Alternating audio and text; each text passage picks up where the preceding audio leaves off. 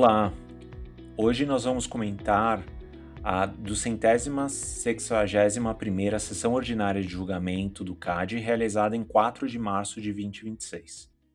De anúncios iniciais, o tribunal indicou o lançamento do documento de trabalho Concentração na Revenda de Combustíveis Líquidos, uma análise municipal com base em redes societárias, elaborada pelo Departamento de Estudos Econômicos, o lançamento do serviço de peticionamento eletrônico do CAD, que permitirá o protocolo autônomo de documentos no sistema, a realização do seminário sobre notificação de atos de concentração no dia 31 de março de 26, às 14 horas, no plenário do CAD, e a abertura de prazo para submissão de artigos acadêmicos à Revista de Defesa da Concorrência, com edição temática sobre atos de concentração e a necessidade ou não de notificação ao CAD. Hoje nós contamos com a ilustre participação da minha amiga e colega de trabalho, Amanda Taide. Ela é consultora aqui no Pinheiro Neto Advogados, nas práticas de concorrencial, compliance e comércio internacional.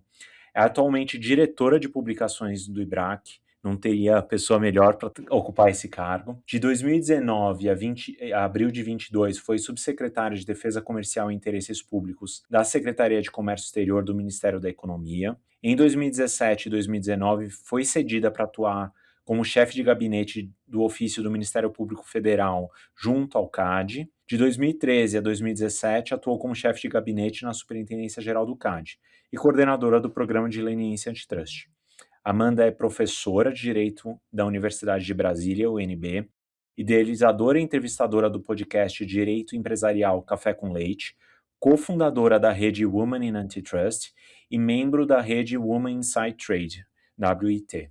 Amanda, é um privilégio nosso tê-la aqui conosco. Obrigado por ter aceitado o convite.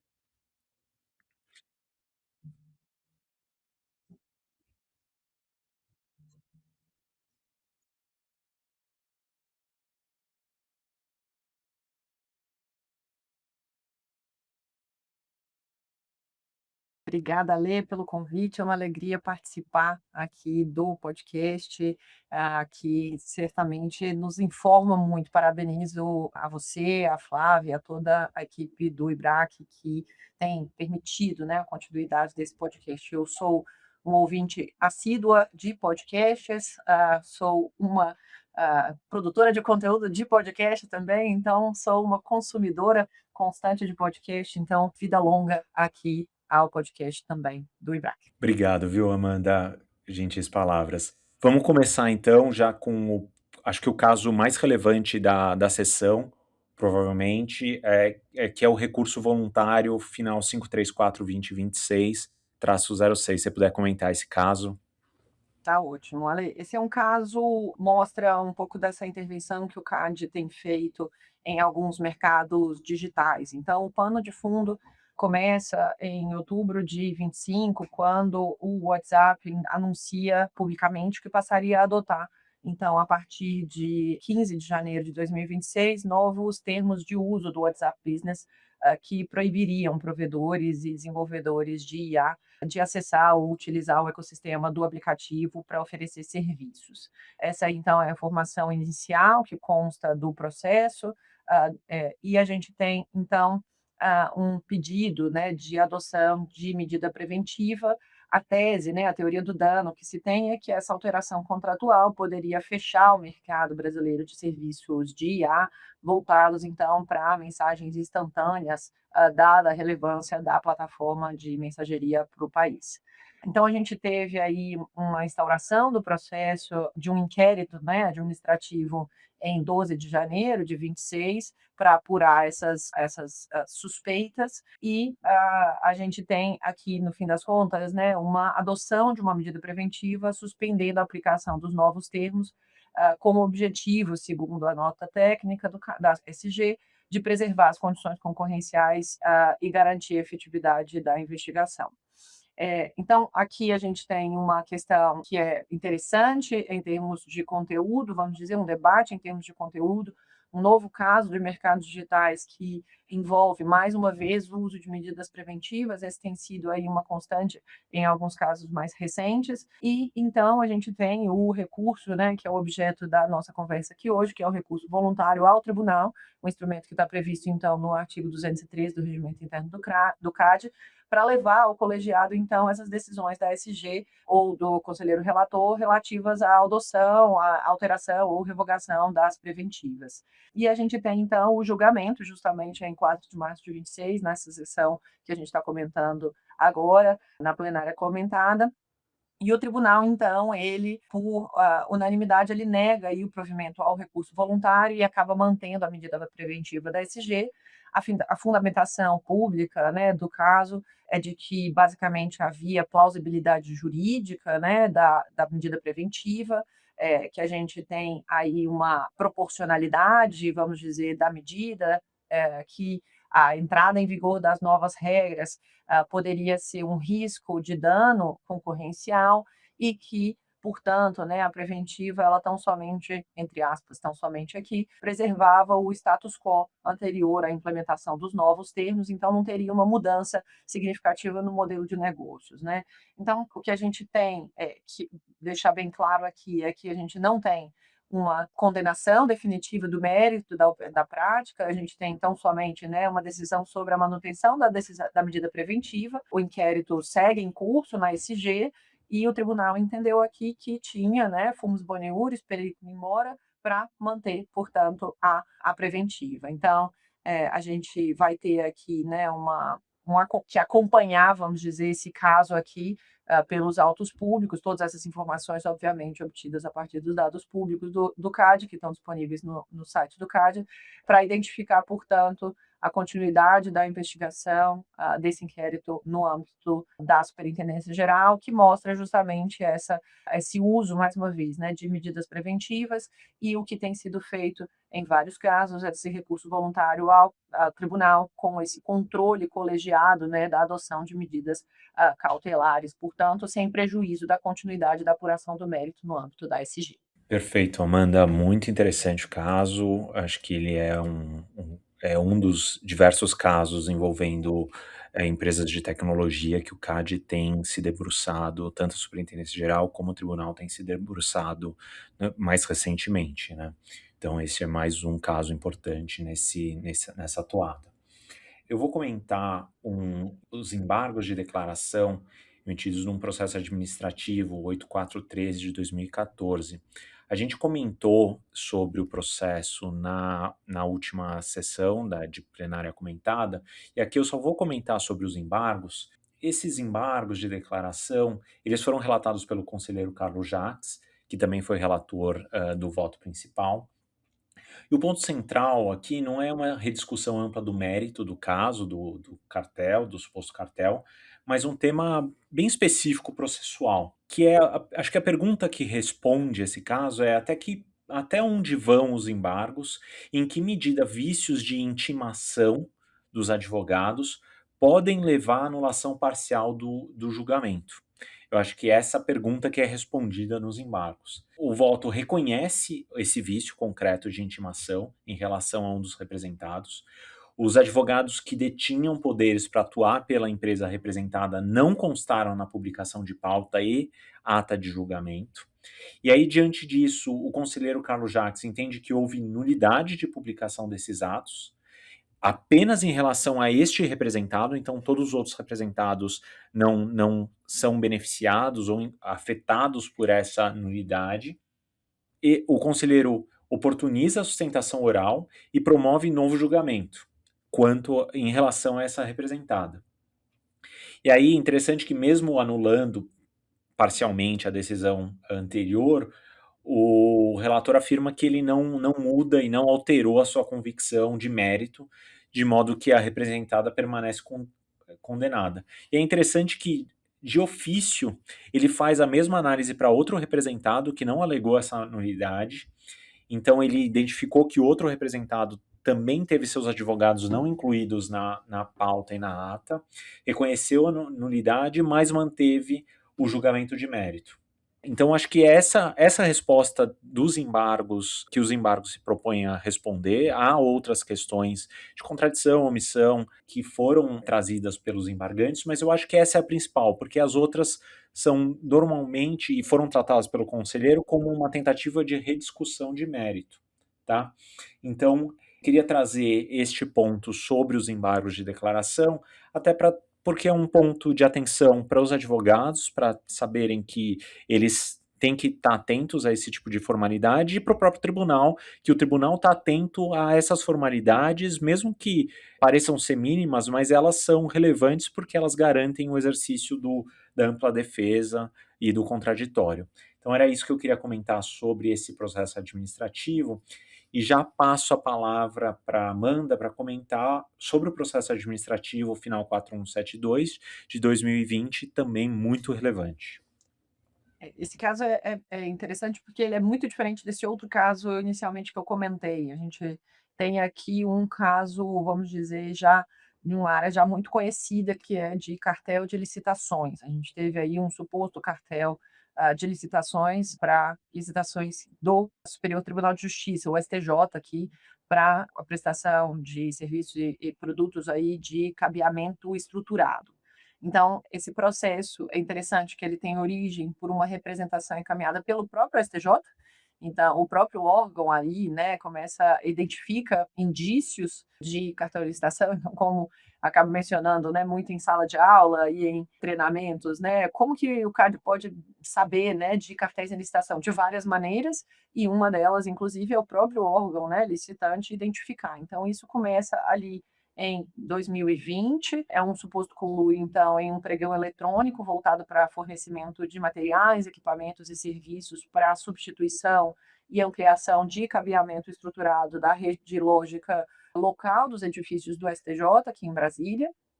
E a gente tem a instauração, portanto, né, do processo administrativo em 2021, com a indicação da existência de indícios de combinação de valores das propostas, de troca de informações, de apresentação de propostas de cobertura. Então, um caso talvez aí mais clássico, sob a ótica da nota técnica de instauração, tá? Quanto a um cartel e licitação.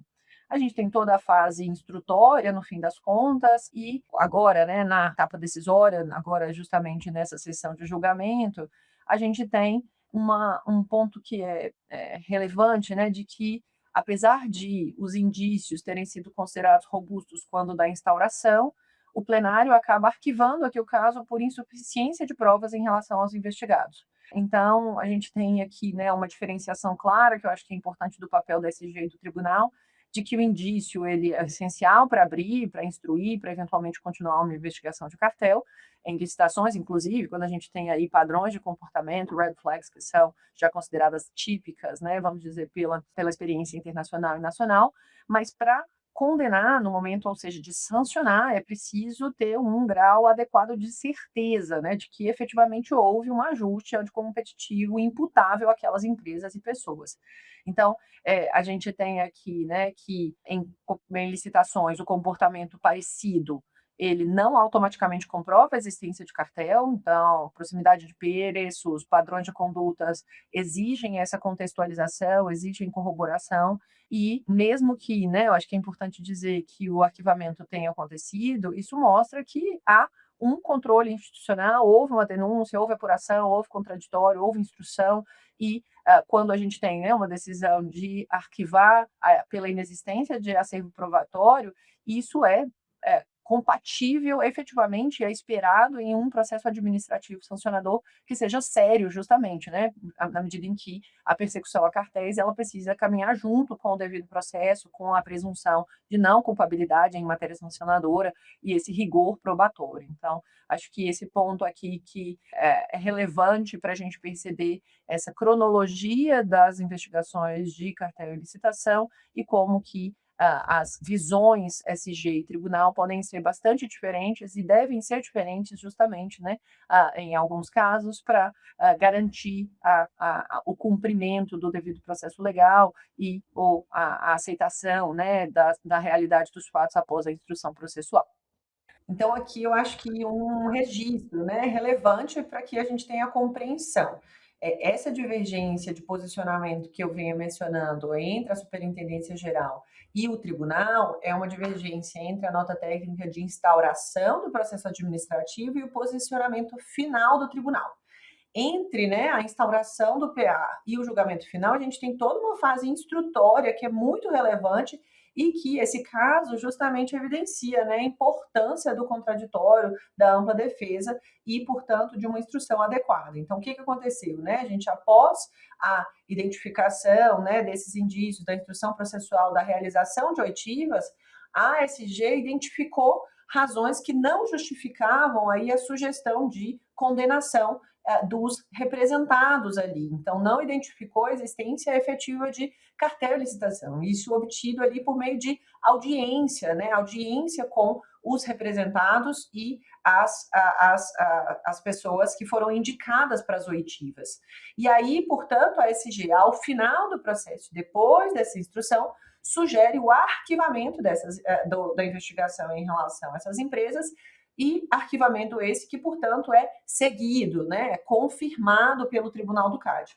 Então, eu acho que aqui, né, para deixar bem claro, a divergência, né, entre a SG e o tribunal se dá entre o momento inicial do PA, em que a gente tem indícios, né, robustos a princípio daquela investigação, e a decisão final do tribunal. Mas é importante também a gente deixar bem claro que existe uma posição da Superintendência Geral ao final da instrução do processo administrativo em sua esfera de competência, sugerindo também o arquivamento, entendendo, portanto, né, que nesse período, após a instrução processual, houve o esvaziamento daqueles indícios iniciais, mostrando mais uma vez a importância, né, da gente ter um debate relevante, né, de direito processual sancionador administrativo aqui no CAD e a importância da beleza, né, da instrução probatória também no nosso processo, no nosso contencioso administrativo no CAD. Então, acho que é esse ponto final aqui sobre esse caso. Obrigado, Amanda. Agora eu vou comentar 2 processos administrativos. Eu vou comentar os 2 conjuntamente, porque eu acho que eles têm muitas coisas em comum, do ponto de vista jurídico, de teste que o CAD faz para condenar ou absolver um representado. Um é o processo administrativo final 709/2016 e o outro é o 5335/2025. Como eu disse, os 2 casos eles dialogam muito bem entre si e eles trazem, no fundo, o mesmo problema. Qual que é o padrão de prova necessário para responsabilizar pessoas físicas no direito concorrencial? Isso a gente tem discutido muito nas últimas plenárias comentadas, tem sido uma questão relevante, até porque tem um projeto de lei em curso discutindo a responsabilização de pessoas físicas, então é um tema quente no CAD. E eu acho que a mensagem que fica é que a mera proximidade com a conduta não basta para a condenação, nem a ausência de um cargo formal impede a responsabilização. O relevante é ver se de fato a pessoa física tinha participação na conduta relatada e se há provas dessa participação. Então vou começar primeiro com um caso que é um caso de São João, que foi relatado pelo presidente Gustavo Augusto, e que foi vencedor unânime aqui do caso. Houve suspensão do processo para alguns dos representados por conta de TCC, arquivamento para uma das pessoas físicas por insuficiência de provas, a gente vai tratar um pouco disso, e arquivamento de outro por falecimento. Acho que também tem um ponto aqui da duração longa dos processos. Os processos às vezes duram bastante e acabam que alguns representados falecem no meio do processo. Então, que foi o que aconteceu aqui. O pano de fundo é que a acusação é que houve basicamente duas entidades faziam uma divisão de ofertas de cursos superiores presenciais em São João da Boa Vista. O relator, ele trata esse cartel como uma conduta por objeto, ou seja, um acordo de divisão de mercado independe e dispensa uma análise de efeitos, segundo o conselheiro. Então, o ponto-chave aqui não era provar se o acordo gerou impacto negativo ao mercado, mas sim comprovar sua existência e a participação individual de cada um dos agentes. E aí, acho que é aqui que entra o ponto relevante que eu queria passar para vocês, que é o standard probatório para a condenação. Precisa ser demonstrado que o participante, ele, ou o envolvido, ele participou realmente na conduta e que há provas robustas sobre essa participação. Aqui, no caso, tinha a assinatura essa pessoa assinou um dos documentos como testemunha, então, para o conselho, isso não era suficiente. Eu acho que é interessante também uma ponderação que o conselheiro Carlos Jacques traz no caso.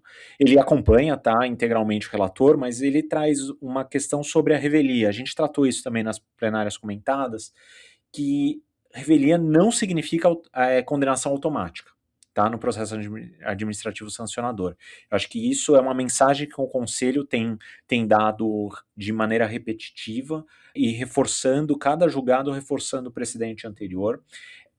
Obviamente que não apresentar defesa te torna rével, mas ainda o CAD ele se vê na obrigação de examinar o conjunto probatório para concluir se é possível condenar ou não.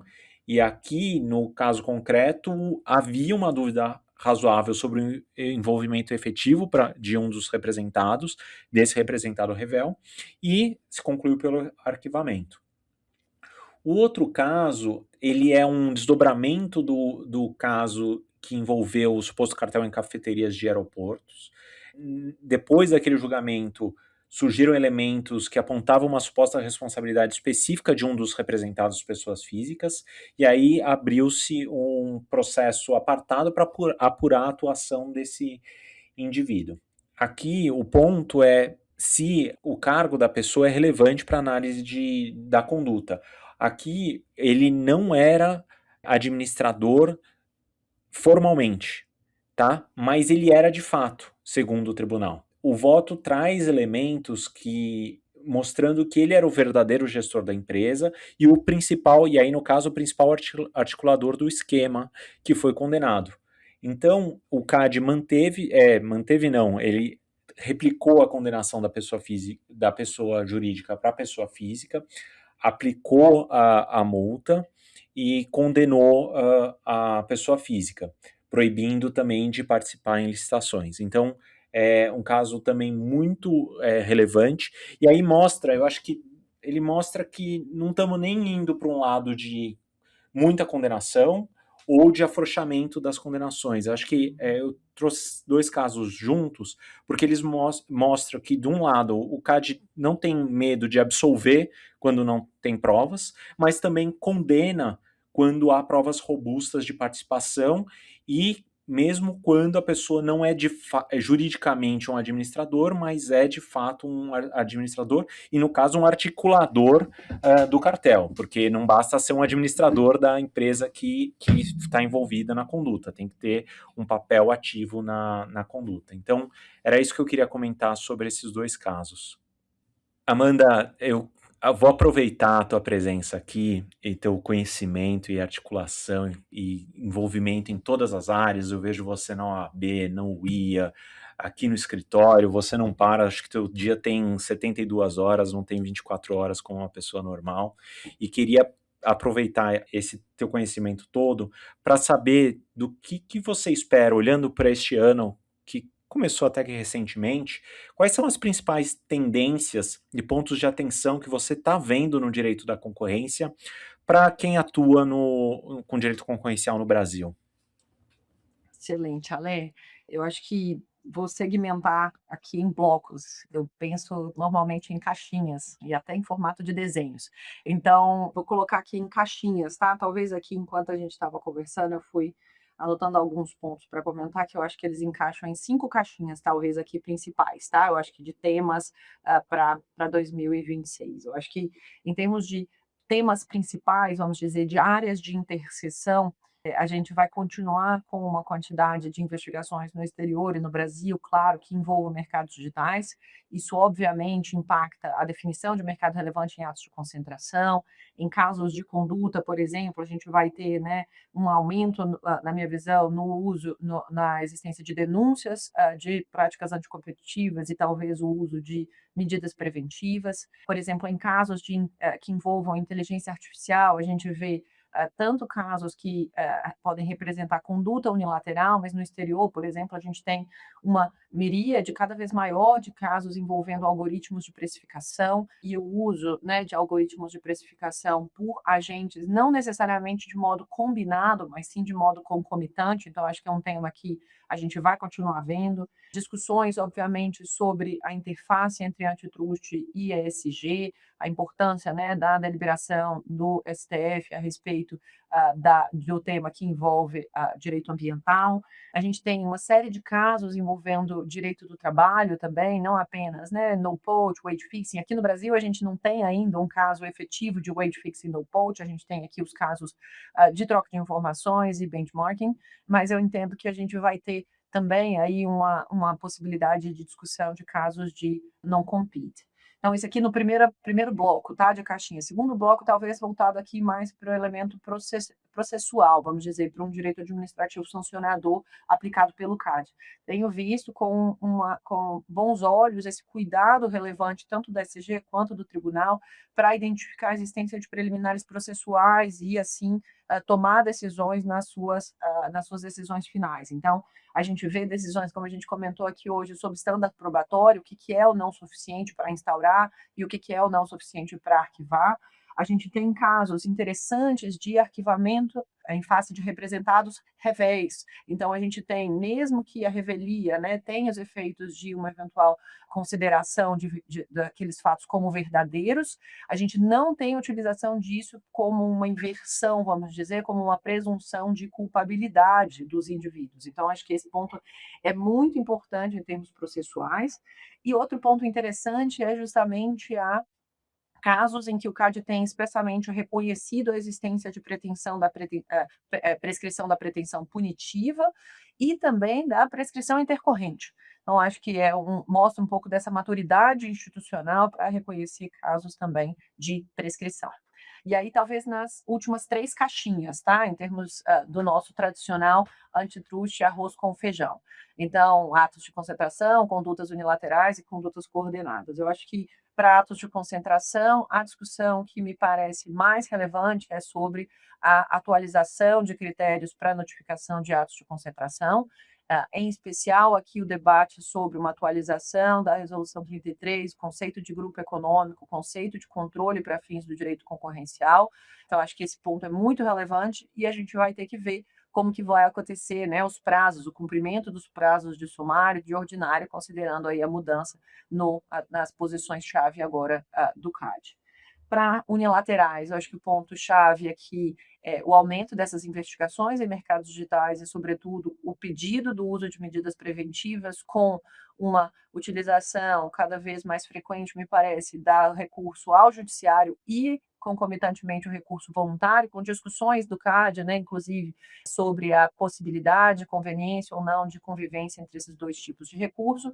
E, por fim, para não cansar todo mundo aqui, na parte de condutas coordenadas, me parece que a gente sai de uma lógica de persecução de cartéis clássicos e entra numa lógica aí, né, de condutas que são eventualmente encaixadas como coordenadas, mas que não necessariamente são praticadas de forma coordenada, mas sim unilaterais com supostos efeitos coordenados. Então, quando a gente está falando, né, de recomendação a concorrentes, quando a gente está falando, por exemplo, de convite a cartelizar, quando, por exemplo, a gente está falando de anúncios públicos unilaterais, unilateral disclosure of information, né? Esse é o termo que é utilizado pela literatura estrangeira, a gente acaba tendo condutas unilaterais com alegados efeitos coordenados, e me parece que aqui a grande chave vai ser detectar, nesses casos, qual é a regra de análise. Se eles vão ser considerados como efetivamente condutas unilaterais com eventuais efeitos coordenados e, portanto, analisados como condutas unilaterais, portanto, analisado como pela regra da razão, ou se serão considerados como condutas coordenadas e, ao serem considerados coordenadas, se automaticamente puxarão uma regra de análise de uma conduta pelo objeto e, portanto, uma conduta analisada pela regra per se. Então, acho que esse é um dos principais gargalos que a gente vai ver, não sei se para esse ano, mas para o futuro aí sobre na parte de condutas coordenadas, e com isso eu concluo aqui os 5 grandes blocos, agradecendo mais uma vez pelo convite de vocês, parabenizando pela iniciativa, desejando muito sucesso ao IBRACast e para toda a diretoria do IBRAC também, que eu tenho agora a alegria de fazer parte, eu tenho certeza que vai gerar muitos resultados ao longo aí do próximo biênio. Obrigada. Obrigado, Amanda. Muito obrigado por ter aceitado o convite. Agregou bastante aqui ao nosso podcast da plenária. Aproveitar, Amanda, eu sei que você está com várias frentes na diretoria de publicações. Se você puder contar um pouco do que você tem feito, o que você planeja aí. Eu sei que tem muita coisa planejada, mas um minutinho, se você quiser, né, usar como jabá aí da diretoria de publicações, use esse tempo, porque eu estou vendo a Bia Kenchian trabalhando fortemente, todos os teus coordenadores lá, a Júlia, etc. Então, eu queria ouvir um pouco, queria que você fizesse esse jabá aqui, por favor. Perfeito, Ale. Oportunidade aceita do jabá da diretoria de publicações, então a gente vai ter bastante coisa nova pela frente, tá? Então, a gente está aqui no pipeline, tá? Agora, em março, a gente já publicou, na semana agora do dia 16 de março, a gente já publicou o primeiro edital de chamada do primeiro prêmio, então, de compliance. Então, esse já é uma iniciativa da diretoria de publicações com a diretoria de compliance. Então, primeira chamada já está aí com o primeiro edital, já está na rua. A gente, nas próximas semanas, vai lançar uma série de outros editais, então já fiquem aí com a caneta na mão para aproveitar as datas. Então, a gente vai ter uma chamada de artigos para um livro de direito da concorrência, justamente discutindo. O tema eu não vou adiantar, porque é um tema super interessante para a gente poder discutir, mas a gente tratou um pouquinho dele aqui hoje, tá? Então, a gente vai ter chamada de artigos para o livro de direito da concorrência, a gente também vai ter uma chamada de artigos para o livro de regulação. Então, também a diretoria de, não só, né, vamos colocar aqui a diretoria de compliance, iniciativa com a diretoria de concorrência, iniciativa de um livro com a diretoria de regulação. Também a gente está aqui no pipeline ter um prêmio para mercados digitais, juntamente com a diretoria de mercados digitais, e a gente vai ter também uma chamada de livro para a diretoria, juntamente com a diretoria de consumo, e por fim, a gente também está planejando aqui o prêmio, e aí aqui já é a 4ª edição do prêmio de comércio internacional. Tudo isso aqui ainda no mês de março, início de abril, então vamos ter vários e-mails recebendo, vocês vão receber vários e-mails com chamadas aí para participar de prêmios de livros. Preparem para escrever, preparem para publicar, para a gente dar visibilidade ao IBRAC, efetivamente, como sendo um polo de geração de conhecimento, de debate, de reflexão, de direito concorrencial, regulatório, com o consumidor, comércio internacional, todos os temas, e, obviamente, as diretorias, né, de economia, diretoria de contencioso, diretoria de diversidade, diretorias de todas as áreas, elas são convocadas a participar de todas essas iniciativas também, dessas diretorias, vamos dizer que tem essas temáticas verticais, e todas as diretorias e os associados que participam dessas diretorias e comitês, desses comitês, eles podem participar de modo diagonal em todas as iniciativas. Quanto mais artigos, melhor. Mandem, escrevam, que a gente vai ter uma alegria em fazer essas publicações. Obrigada, Lê. Obrigado, Amanda. Até a próxima. Esse foi mais um episódio do programa Plenária Comentada do IBRACast, o podcast do IBRAC. Programa quinzenal que acompanha o calendário regular das sessões de julgamento do CAD. Eu sou Flávia Chiquito, diretora de Relações Institucionais. Eu sou Alessandro Jacalha, coordenador deste programa. Aqui acompanhamos e discutimos os principais temas do direito concorrencial no Brasil. Para edição e comunicação, contamos com Luciano Costa e Maria Dolores. Obrigado e até o próximo episódio.